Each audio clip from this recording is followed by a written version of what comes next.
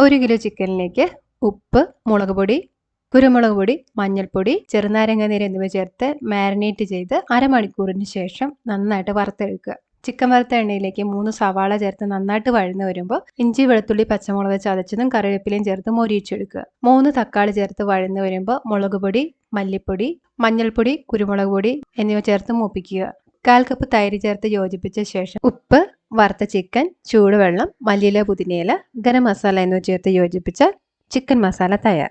6 table spoon നെയ്യ് ചൂടായി വരുമ്പോൾ എല്ലാ സ്പൈസസും ഇഞ്ചി, വെളുത്തുള്ളി ചതച്ചതും ഒരു ചെറിയ സവാളയും ചേർത്ത് വഴറ്റുക. ഇതിലേക്ക് 7 കപ്പ് വെള്ളം ചേർത്ത് തിളച്ച് വരുമ്പോൾ അല്പം ക്യാരറ്റ്, മല്ലിയില, പുതിനയില, ആവശ്യത്തിന് ഉപ്പ്, കുതിർത്തെടുത്ത 4 കപ്പ് അരി എന്നിവ ചേർത്ത് തിളപ്പിക്കുക.